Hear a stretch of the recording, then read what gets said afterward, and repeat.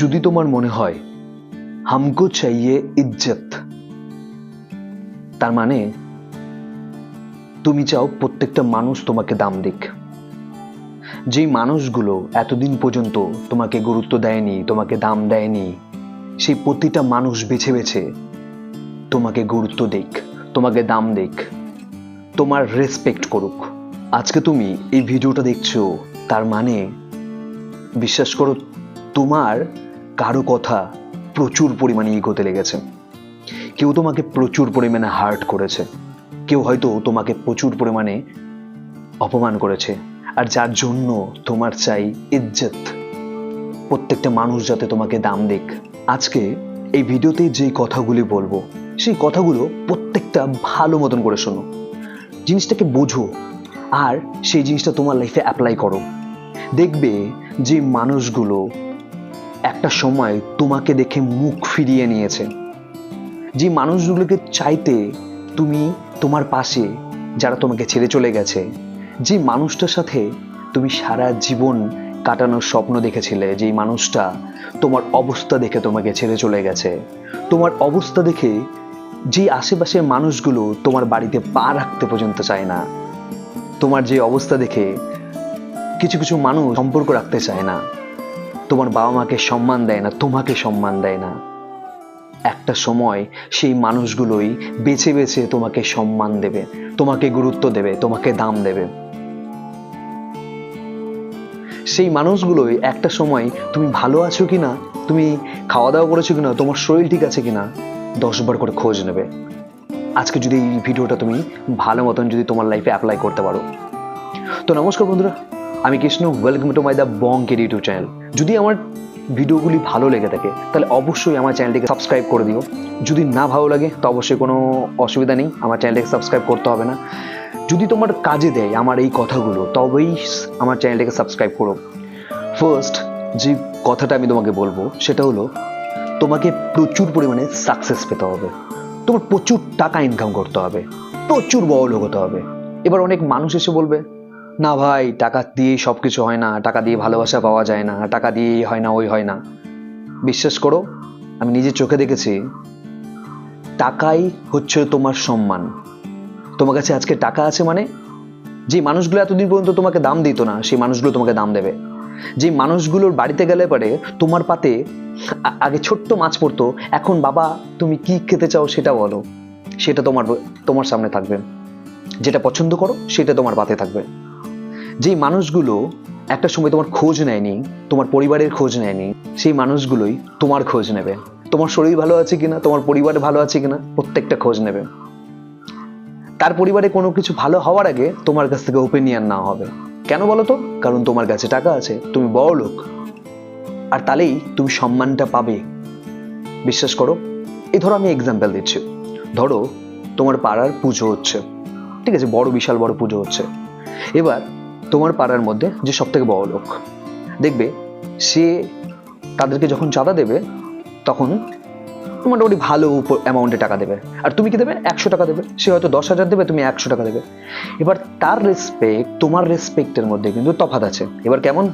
তুমি যখন সেই অনুষ্ঠানে যাবে, দেখবে তোমার চেয়ার নিয়ে কাড়াকাড়ি করতে হবে, আর সেই মানুষটা যখন সেই অনুষ্ঠানে যাবে তাকে কিন্তু চেয়ার নিয়ে কাড়াকাড়ি করতে হবে না।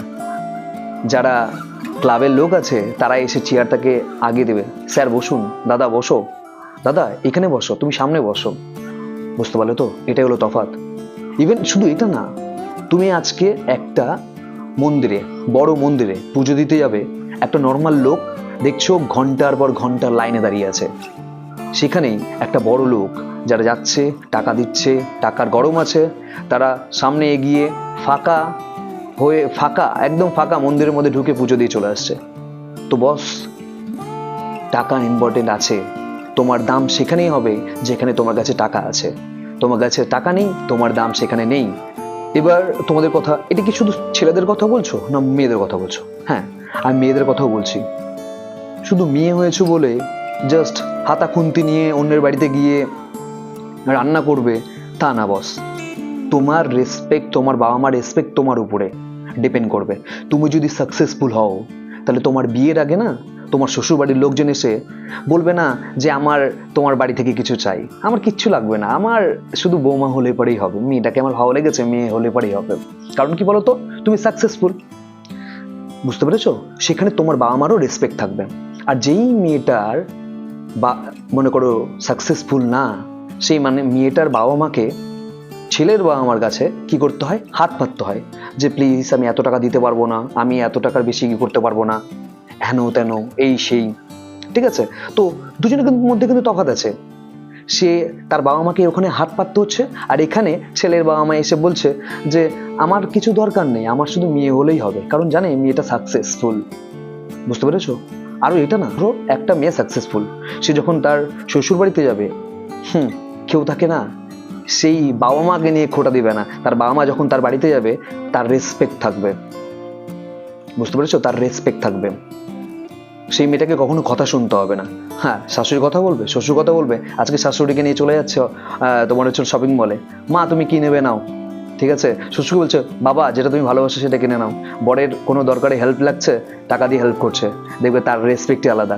আর যেই মেয়েটা সাকসেসফুল না, যে মেয়েটা কোনো কিছু করে না, শুধু জাস্ট একটা নর্মাল মেয়ে, সেই মেয়েটার বাবা মা যখন তার বাড়িতে যাবে না, অল্প হলেও তার সেই দামটা কিন্তু ওই মানুষটার মতন পাবে না।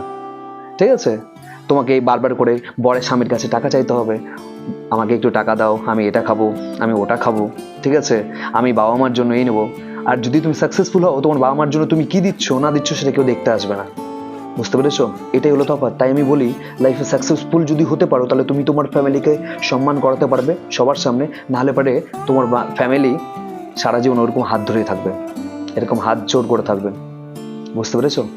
এবার ছেলেদের ক্ষেত্রেও বলি, দেখো বস, একটাই কথা বলবো, লাইফে কিছু হোক না হোক, প্রচুর পরিমাণে সাকসেসফুল হও। যদি সাকসেসফুল না হতে পারো, বিশেষ করে তুমি কেন, তোমার ফ্যামিলি কখনো দাম পাবে না। আজকে যেই মানুষটাকে তুমি চাইতে তোমার লাইফে থাকুক, যেই মানুষটাকে তুমি হারাতে চাইছিলে না, সেই মানুষটাই তোমাকে একদিন ছেড়ে দিয়ে চলে যাবে। বিশ্বাস করো, একদম ছেড়ে দিয়ে চলে যাবে। নিজে আগে সাকসেসফুল হও, দেখবে যে মেয়েকে চাইবে না, সেই মেয়েকে তুমি পেয়ে যাবে। বুঝতে পেরেছো? এবার কথাটা হলো, মেয়েরা হ্যাঁ কি না বলে কি দেখে জানো? ছেলেটা কি করে তার উপরে ডিপেন্ড করে। যদি তুমি সাকসেসফুল হও, দেখবে যে মেয়ে তোমাকে না বলতো, সেই মেয়েও তোমাকে হ্যাঁ বলে দেবে। বুঝতে পেরেছো? এইটা তো তোমরা মানো আর নাই, মানে এটা একদম অরিজিনালি কথা। ঠিক আছে? তুমি যদি সাকসেসফুল হও, তোমাকে ভাই যে কোনো মেয়ে পছন্দ করবেই। ঠিক আছে? একটা ছেলে দেখতে কেমন, সে কতটা স্মার্ট, এগুলো দেখা হয় না।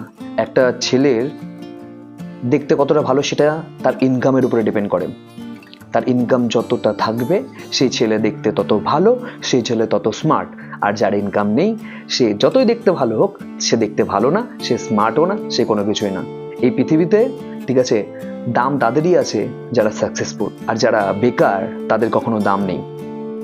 তা যাই করো, প্রেম করো, যাই করো ভাই, আগে নিজে সাকসেসফুল হও, তাহলে পরে যেই মানুষটাকে চাইছো সেই মানুষটাকেও পাবে, সব কিছু তোমার লাইফে ভালো হবে।